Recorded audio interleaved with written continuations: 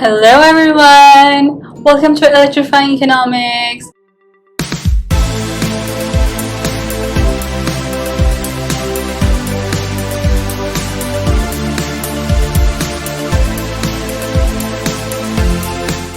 I'm Anisha, and in today's video we're going to be talking about price elasticity of demand.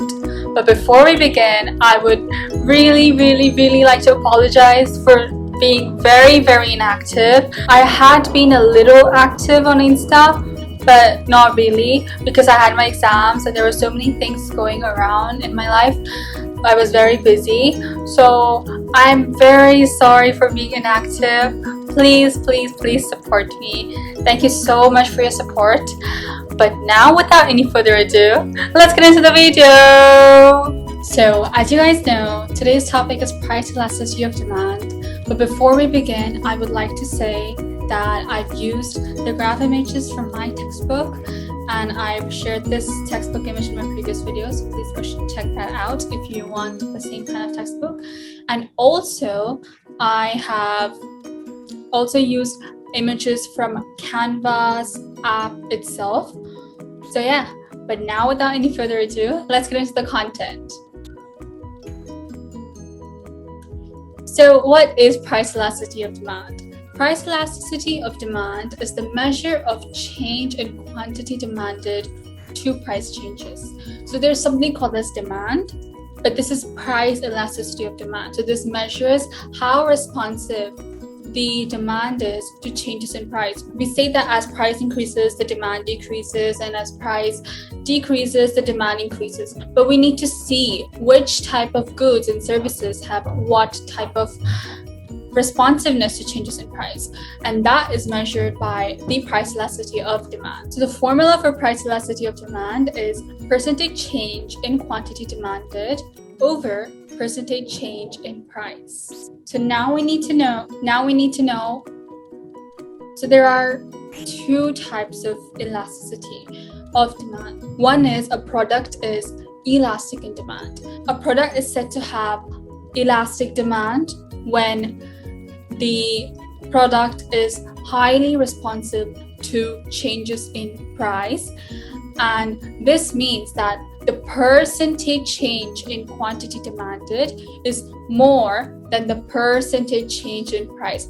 I'm emphasizing on percentage because it is the percentage change, not just the change in price or the change in quantity demanded. So elastic demand is when the demand is highly responsive to changes in price. Now, a product is said to have inelastic demand when the product is not very responsive to changes in price. So this goes to say that percentage change in quantity demanded is lower than the percentage change in price. The PED value for inelastic goods are between 0 and 1, and the PED value for elastic goods are more than 1. Now that we know what inelastic demand is, we need to know how to draw or how an inelastic demand curve looks like. Now, we know in economics that every single thing is joined with a diagram. So now let's see how an inelastic demand curve looks like. Now, an inelastic demand curve looks more vertical compared to a normal demand curve. So inelastic demand curve are more vertical. So you get the idea by looking at this diagram. So in this diagram, we see that if we change the price of the good or service, suppose we are going from price 10 to price $15, we see that there's a 50% increase in price, and at price $10, the quantity demanded was 500 units, but at $15, the quantity demanded is 450 units. So there is an increase of 50% in price, but only a 10% decrease in the change in quantity demanded. So now this shows that this is an inelastic demand. So how do we calculate the exact value of this, we need to apply the formula percentage change in quantity demanded over percentage change in price. So we see that 10% is the percentage change in price. Now it's decreased, the quantity demanded is decreased, so we have -10. So -10% over 50%, because it's the percentage change in price, is equal to -0.2. But notice that I've put negative in the bracket. This is because the PED value is always negative, but we economists always ignore the fact that the PED value is negative, and we assume that it's positive, but in reality it's negative. So hence, just to show you guys, I've put the negative in the bracket, but in reality, in your exams, you will write the PED value as positive. In this case, positive 0.2. Now, what is an elastic demand? We know what elastic demand is, but now we need to know how do we draw these elastic demand curves. Now, the axes are same for both inelastic and elastic demand curves, but we just change the way the demand curve is.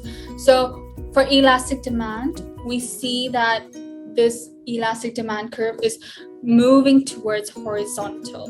So as a product gets more and more elastic, it will move to become horizontal.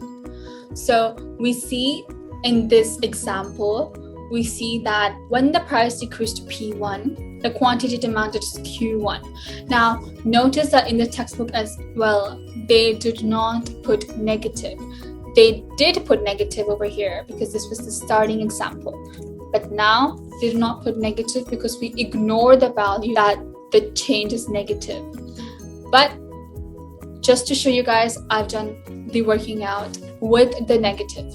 So there's a decrease, a 10% decrease in the price and 15% increase in quantity demanded. Now we see that the percentage change in price is lower than the percentage change in quantity demanded.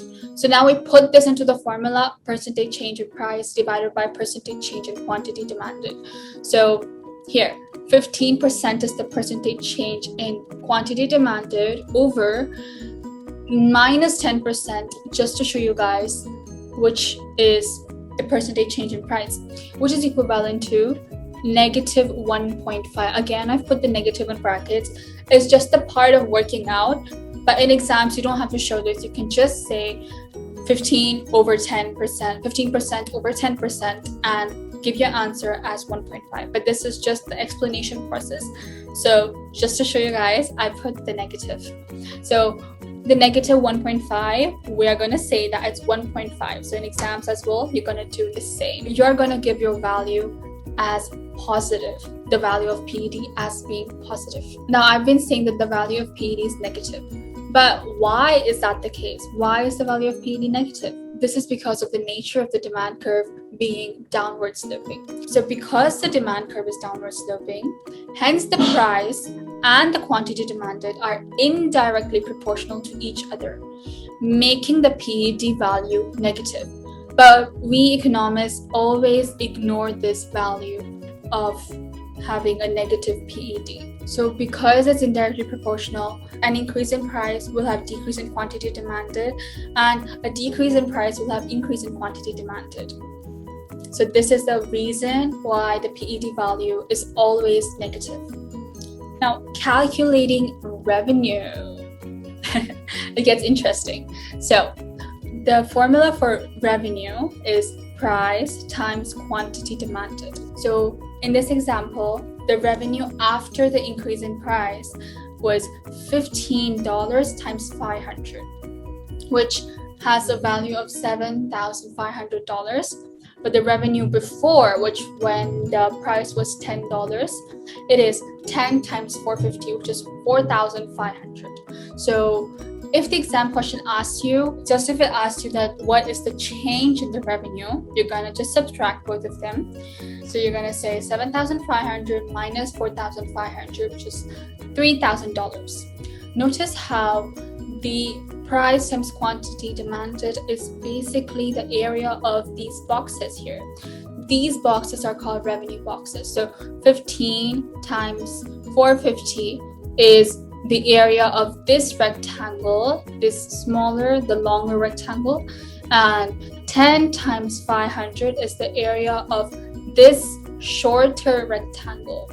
So these are called revenue boxes. So when an exam question just gives you the diagram and asks us to calculate the revenue or the change in revenue, you're going to basically calculate the area of the box.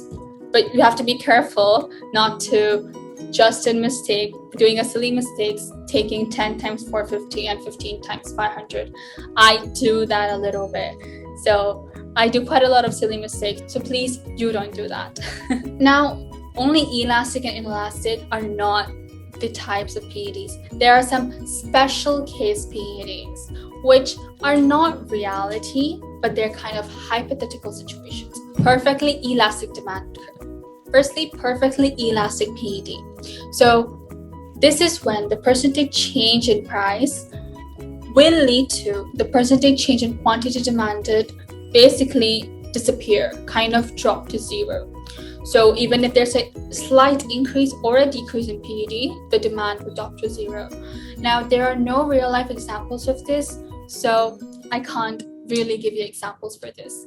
Perfectly elastic demand curves look like these. As I told you before, that as the product gets more and more elastic, they tend to become more horizontal. So it goes like that. So it's perfectly a horizontal line.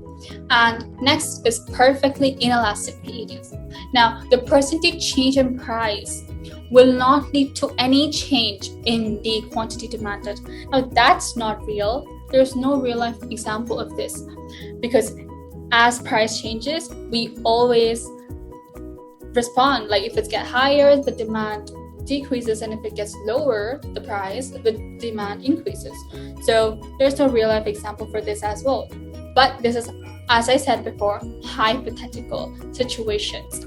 Theoretical economics is also there in econ, which sometimes don't really relate to real life. So perfectly inelastic demand curve looks like this. As the demand gets more inelastic, the line gets more and more vertical, and perfectly elastic, as the name suggests, basically perfectly inelastic. So it's a straight vertical line. Perfectly elastic demand curves have infinity values, and perfectly inelastic demand curves have the PED of 0. This is because there's no change in quantity demanded and there is a change in price. So 0 over 10, when you put that into the formula, anything by 0 is 0. So that's the reason why perfectly inelastic demand curves have the PED of 0, because you're 0 responsive, no response. That's why. That's another way to think about it. Now, last one is unit elastic PEDs. So when the demand is unitly elastic, the percentage change in price is equivalent to the percentage change in quantity demanded. So if the price increases by 10%, the quantity demanded also increases by 10%. So the demand curve is more not a straight line, it's more of a curve. Now remember, in reality, any demand or supply curves don't have straight lines, but economists just simplify this case so that data can be analyzed easily. But for unit elastic, the percentage change in price is equal to percentage change in quantity demanded. That's why this kind of curve is drawn, and the value of PED for unit elastic is equal to 1, because 10% over 10% is 1, 15% over 15% is 1, and so on. Now, let's look into determinants of PED. So these are factors that affect the relativity of PED, like whether it's inelastic or elastic. The number of substitutes. Now, if you don't know what substitutes are, please go check out my videos on demand. I have explained that in great detail. I'm not going to be explaining that in this video. So the number of substitutes affect the PED. So if there are more alternatives for a product, then it is likely for consumers to be more responsive to price changes. So hence the demand will be more elastic and vice versa. So what I'm basically trying to say is, if there are more substitutes, more alternatives are there. So if the price of like something like Coke increases, then consumers might switch to consuming Pepsi because they're very close to each other, or if not, Fanta. There are many aerated drinks out there. Hence, if there are more substitutes, the demand will be elastic. But if there are less or zero substitutes, the demand will be inelastic, because the consumers don't have any other option instead of consuming that particular product. The time period. So demand tends to be more elastic in the long run than in the short run. This is because consumers will have time to adjust to the price changes. So example, if the price of petrol increases, in the short run, the consumers don't have any other choice instead of buying petrol to refill and refuel their cars. But in the long run, the consumers might be able to switch to other products like electric cars, which does not need petrol for driving. They only need electricity. So this is an example of how time period affects the PED. So in short run, PED is more inelastic, and in long run, PED is more elastic, generally speaking. Proportion of income spent on a good or service also affects the PED. So if a small proportion of the income is spent on a good, then the demand is likely to be inelastic in nature, and vice versa. So think about it. If you spend very little percent of your income on something, then even if the price increases or decreases, it doesn't really affect you that much, because you're still going to consume that, because it's not going to make you poor suddenly or not going to make you rich suddenly. So example, chocolates do not take a large proportion of income for many people. So hence the demand curve is inelastic for chocolates, because even if price of chocolate goes from 50 baht, if they're expensive also, to 60 baht, you're not going to stop consuming chocolates, are you? You're still going to consume chocolates. But buying a car takes a significantly larger proportion of the income. So hence people tend to be more sensitive to changes in price. Therefore, the demand is elastic. Now, whether the good is a necessity, addictive, or a luxury good also affects the PED of a good or service. If the good is a necessity, then consumers will have no choice but to buy the good or service, because they can't live without it, and therefore the demand is inelastic in nature. So example, if the prices of cooking oil go up in the economy, then the consumers can't really switch to consuming anything else, because they need the cooking oil to cook the food. Hence, it will have an inelastic demand. Now, if the good or service has an addictive or habitual consumption, then also the demand is going to be inelastic, because consumers will be used to consuming the good or service, and they won't really be able to stop consuming the good or service. Hence, the demand is inelastic. Example, if the prices of cigarettes go up, then the consumers will not be very responsive to changes in price, because they will be responsive, but not very. The percentage change in quantity demand is very little compared to the percentage change in price. This is because, again, cigarettes are addictive because of the nicotine in cigarettes, making consumers not be able to stop consuming the cigarettes. Luxury. If the good or service is a luxury, then the consumers are going to be highly responsive to changes in price, because they don't really need that good or service. They can invest on something else, they can do something else with their money. They don't really need luxurious good to survive per se. So hence the demand of luxury goods are elastic. Example, iPhone 13 is a luxury, and many consumers might not be able to afford it as it's expensive. Now, if you're looking in real life kind of business side, people say many people buy iPhone 13 because of the brand.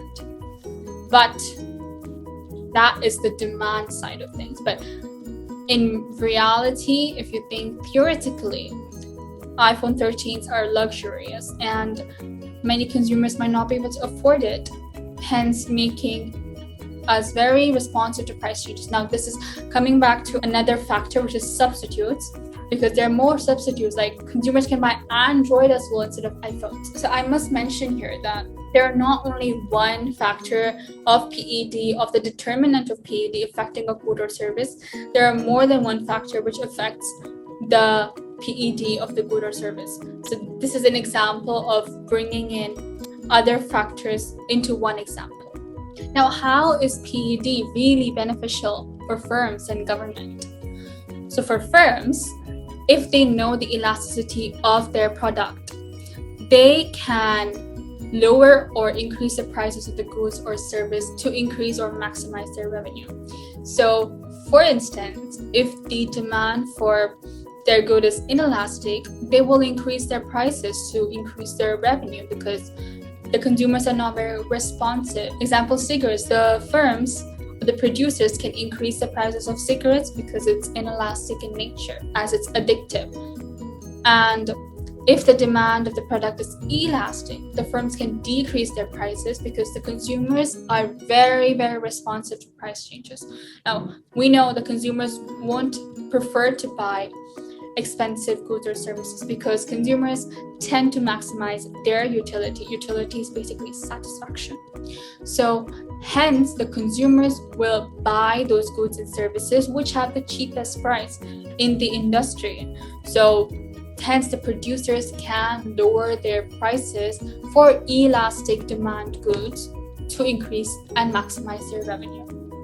Now for government, the government will be able to enforce taxes on the goods and services that are mostly inelastic to gain more revenue, because the government knows, okay, not many people are going to stop consuming cigarettes because it's addictive. So the government enforces taxes on those goods and services which are addictive. Hence, the government will enforce indirect taxes on the goods or services. Now, if you don't know what indirect tax is, please go check out my supply video. I have explained it in detail. So the government enforces the tax, hence making the product more expensive, which again, as I told, it's inelastic in nature. There's not much of a change in quantity demanded, but the government benefits from gaining revenue.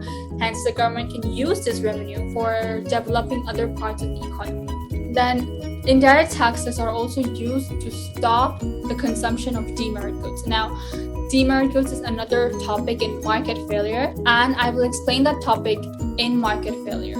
But as of now, just know demerit goods are bad goods. Now, cigarette is bad for your health. So if the government imposes taxes on these goods, the consumption in the economy will decrease. I'm not saying it won't decrease. It will decrease, but very little. But the government benefits from gaining revenue.